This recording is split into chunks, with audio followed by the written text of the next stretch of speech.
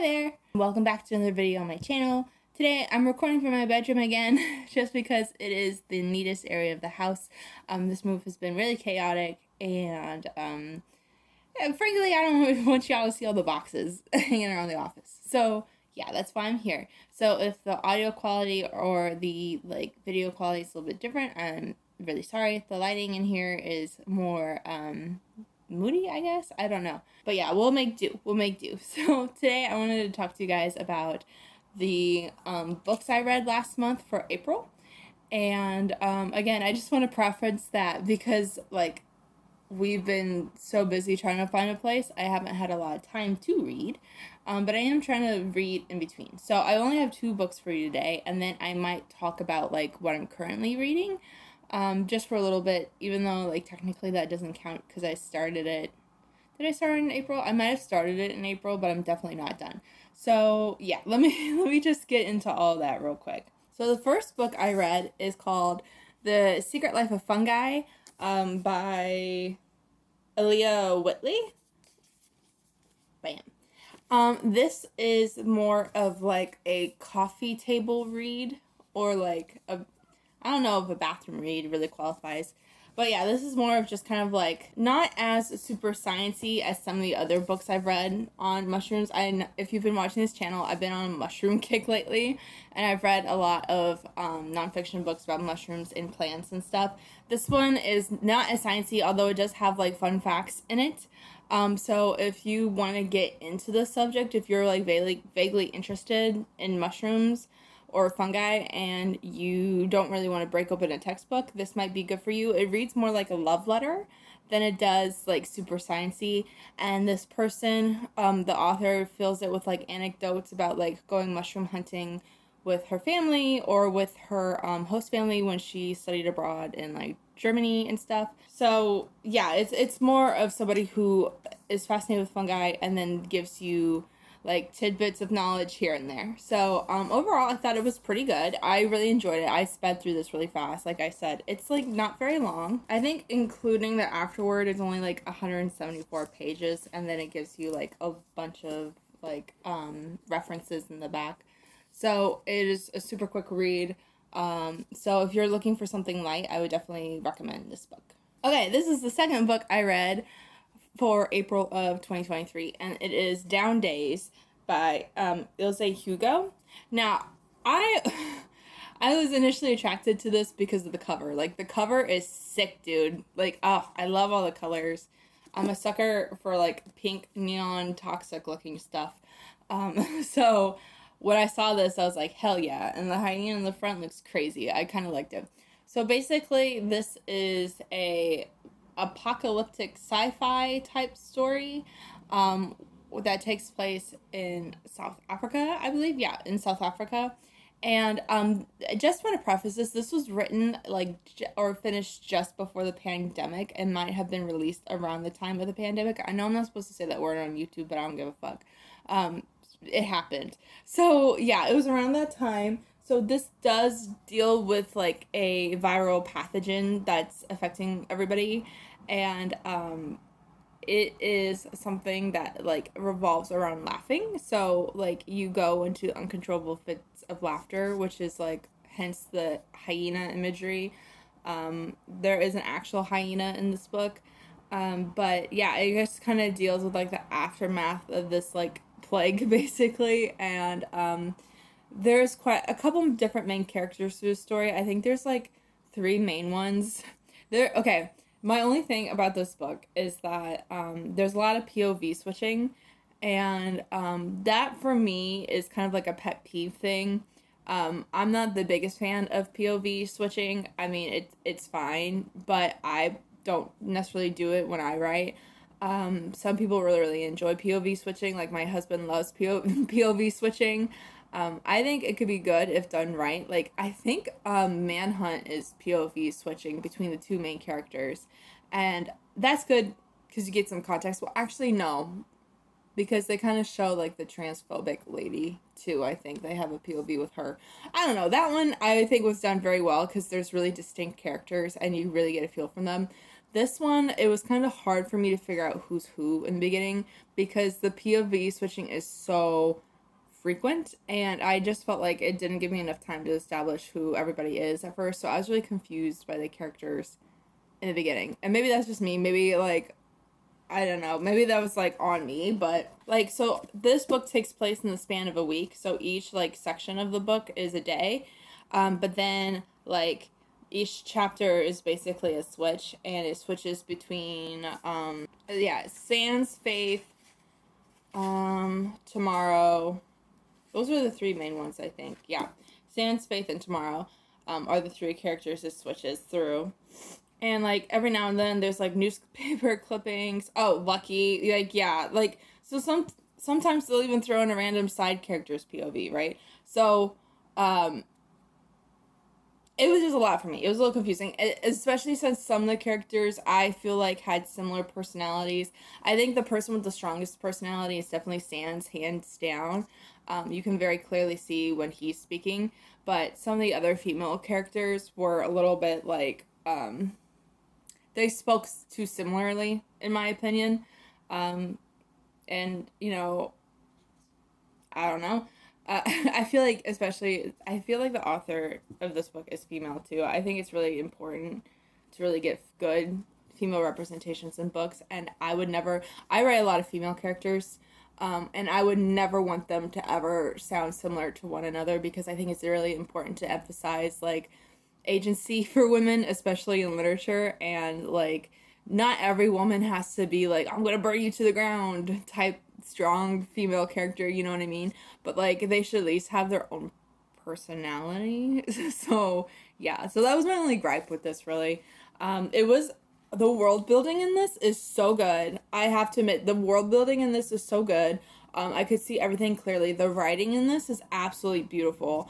I'm a sucker for awesome descriptions, and if you like that, then you'll love this. The writing is beautiful throughout, and I think that's kind of why it was so hard to really tell the difference between person to person, is that the descriptions were consistently the same. So, when you have, it was almost like a hidden narrator within each POV, and, yeah, I don't know. That was just, maybe it's just me being picky. But the story is really interesting. Sometimes it takes a minute to get going. The world building is insane. Then there's kind of like a switch in between. Like, I don't want to give you guys spoilers, because I do think you should, like, read this, because I really enjoyed myself while I was reading this. But it gets more into, like, spirituality and stuff towards the second half of the book. So it's not necessarily like religion, because it kind of pokes fun of the religions that form out of this, like, this plague, because, like, obviously there's, like, people who are going to turn to religion in difficult times, and sometimes they might make decisions in those times that they wouldn't necessarily make if they weren't going through such a period of strife. So there's some, like, questionable religious things going on, but beyond that, like, there's, like, an overarching spirituality with this, and, like a secret society. Like, it really feels like they put in everything that they could possibly think of in this book. Some of it works, some of it I don't think does. I feel like this could have been edited a little bit better. But overall, it's a really good read. Let me read the back to you, actually, instead of just me, like, explaining everything. I'm going to read the back to you real quick, so it makes more sense. Yes, okay. In the aftermath of a deadly outbreak, reminiscent of the 1962 mass hysteria that was in the oh god, I cannot pronounce things. I'm so sorry. Tanganyika laughter epidemic, Cape Town, South Africa, is losing its mind, with residents experiencing hallucinations, paranoia, and uncontrollable laughter. Is it simply another episode of mass hysteria, or something more sinister? In a quarantine city in which the inexplicable has already occurred, rumors, superstitions, and conspiracy theories abound. During these strange days, Faith works as a full-time corpse collector and a freelance truthologist, putting together disparate pieces of information to solve problems. But after Faith agrees to help an orphan girl find her abducted baby brother, she begins to wonder if the boy is even real. Meanwhile, Sans, a dealer in trading in stolen human hair, is so distracted by a glimpse of his dream woman that he loses a bag of money he owes his gang partners, leaving him searching desperately for both and questioning his own sanity. Over the course of a single week, the paths of Faith Sands and a cast of other hustlers, including a data dealer, a drug addict, a sin eater, and a hyena man, will cross and intertwine as they move throughout the city, looking for the lost souls, uncertain absolution, and the answers that may not exist. That is basically a summary of the whole book. If that interests you, then great. The world building is great, but as you can tell from this, it's a lot in one book or in one work. The part I enjoyed a lot about reading this, because again, like context, this was written before like the global pandemic, but it was interesting to see how like certain things in here, like the conspiracy theories and everything like that, actually like mimicked what people were doing during the actual pandemic. So that was kind of funny to me to read that with that mindset or hindsight, you know, because it doesn't really reference that. And it also talks about like vaccines. Uh, so yeah, if you want something that kind of reminds you of the pandemic but isn't the pandemic, this is a good kind of fiction to scroll down. It's just funny that coincidentally the similarities came out, and I think this person was studying like previous pandemics, but while writing this. So yeah, it's pretty good. It's pretty good. I can't remember what I reviewed these two books as on Goodreads, but if you want to follow my Goodreads, it's just my name. It's kind of like my author's page, but I still review other books, and these are definitely on there. So if you want to check them out, I feel like I would give both of these like a 4 out of 5 stars. And like their covers kind of go together really pretty. I didn't really plan that, but there you go. So yeah, but if you want to check out my Goodreads, go ahead. I also like post on my writing Instagram sometimes about like what I'm reading. So yeah, there's that. Now let me show you what like I'm currently reading, and I'm about maybe a third of the way through this, right? So I'm currently reading The Left Hand of Darkness by Ursula K. Le Guin. I don't know how to pronounce people's names and stuff. I got this one at the bookstore. Douglas actually pulled this for me, and he didn't know it was on my like TBR list when he did that. He just read the back and thought that I would be interested in it. This is a hard sci-fi. This is the 50-year anniversary edition of said sci-fi. So if you're not into older books, this might not be for you. But yeah, I put this on my list because I heard it was like crucial for queer representation in fiction, and just because the society. Okay, so this book is kind of the main character is a alien that comes, or well, you know, I don't want to give spoilers. Okay, so he is well, I already said it. He's an alien that comes to study this planet full of people and tries to convince the planet to join an intergalactic federation, right? But in discovering that, he's trying to learn more about their society. Their society is completely androgynous. They are both man and woman, and they do not really exhibit sexual dimorphism until they like kind of go in heat, I guess. There's like a monthly cycle, kind of like your period, where these people can experience like sexual arousal and stuff. And then when they find a mate, they develop certain sexual characteristics based on the pairing. So they don't control what they turn into. If they can turn into a like if they exhibit more sexual characteristics of a female or sexual characteristics of a male, they don't have control over that. It's just like whatever happens in the situation, right? And they stay in that period for a little bit before transitioning back naturally into this androgynous being. Sometimes if they get pregnant during like their coitus, I guess, whoever exhibits the female characteristics will stay in that state during the pregnancy and a little bit afterwards to like feed the baby like milk and stuff. But other than that, like that's basically how they work. And there's not a lot of people who have like a preferred gender or a preferred sex. Sorry, I don't want to interchange the two because gender is a social construct and sex is just biological characteristics. But yeah, they don't really have a preferred sex. Some people do, but the people of that society, like, and some people take hormones to stay in that state. But it's a minority of people, and like the androgynous society really doesn't like them. They're kind of mean about it. They call them perverts. That's kind of mean. But it's supposed to be like a social critique about how we treat like genderqueer folks in general, like on Earth, right? So the main character doesn't really understand what's going on, and at times he's a little bit like bigoted towards these people, especially like he first of all, he uses the he pronoun for everyone, which, and it's, I know this is dated, and like they're using the scholarly he, which was accepted at this time, but I feel like if you were writing this in this day and age, they would just use the pronoun they. It's probably more accurate. The main character comes off as slightly bigoted. He's supposed to represent like us not understanding, of course, like as somebody who questions their own gender and sexuality sometimes, like I mean, it's not unheard of for me, but again, like I am somebody who actively seeks this out, right? So this is supposed to be representing the people who don't. And yeah, so basically it's just like him navigating the society and trying to learn more about the people and then convince them to join this alliance. And yeah, so that's basically it. Like I said, I'm the third way through the book. There is like some plot, but I would say the majority of the context is world building completely.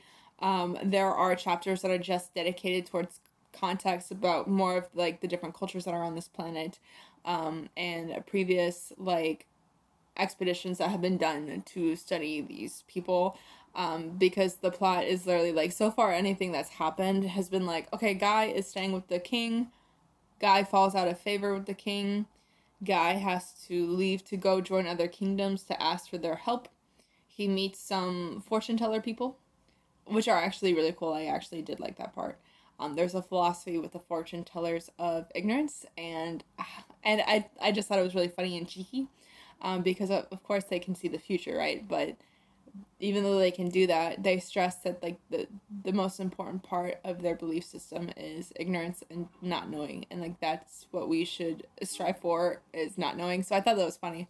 Yeah, but anyway, so he like does that, and then he's just like traveling around. Although like the planet that he's on is like basically in winter. It's very, very cold there.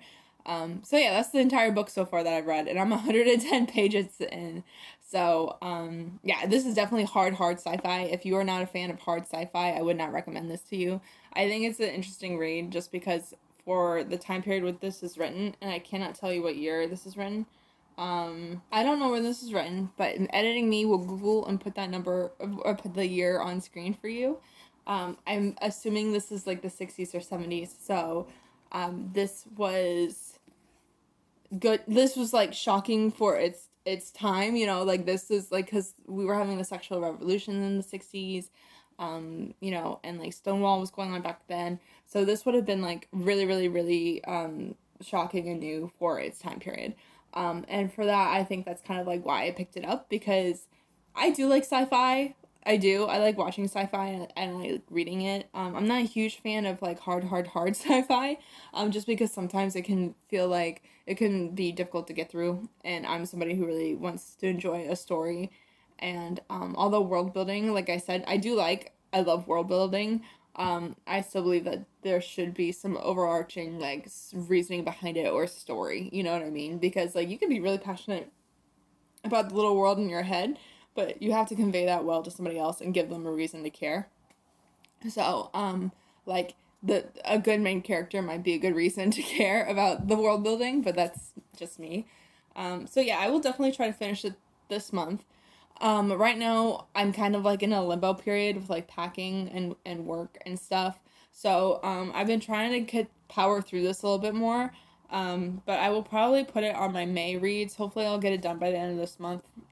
No promises. It might trickle its way into June, and I might just make this video like April/May. But yeah, so I mean, I'm ahead of my Goodreads goal anyway, which I'm very proud of. So that will kind of like make up for me slacking during this time. But yeah, so that's my last book.